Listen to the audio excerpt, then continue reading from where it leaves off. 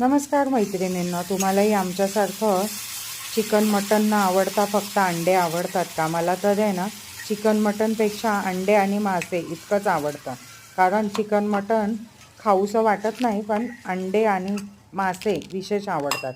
आणि इथे जर तुम्ही अंडे अशा प्रकारे बनवाल साध्या प्रकारे तर खूप छान लागतात. तुम्हाला सांगते, आलं, लसूण, मिरची, कांदा, खोबरं सगळं वाटून घेतलं आहे. ग्रेव्ही तेलामध्ये छान परतून घेतलेली आहे आणि मस्तपैकी हळद, मीठ, मसाले, घरातले गरम मसाले टाकलेले आहेत आणि ग्रेव्ही बनवून घेतलेली आहे. अंडे उकडून ते पण हळद, मीठ, मसाल्यामध्ये छान असे शॅलो फ्राय करून घेतलेत.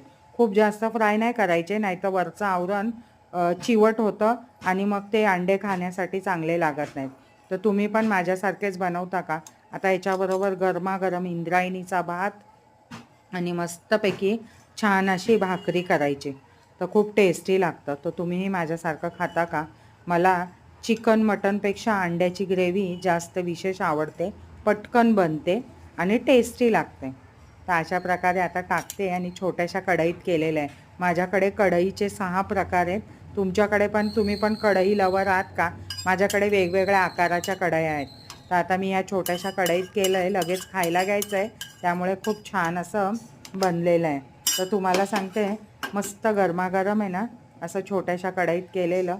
लगेच 4 जणांनी वाढून घेतल्यावर हे 4 छोट्या वाट्यांचं कालवण आहे, तर पुरून जाणार आहे 3 जणांना, सॉरी. तर मस्तपैकी पुरेल. आणि छोट्याशा कढईत करण्याचं असं काही नाही आहे की छोटी कढई आहे आणि मग ते असं उतू जाईल वगैरे. तर मी नेहमी बनवते, किंवा थोडेसे भजे वगैरे तळायचे असतील ना, तरी ह्या ठोक्याच्या स्टीलच्या कढया आहेत, खूप जाड आणि छान आहेत.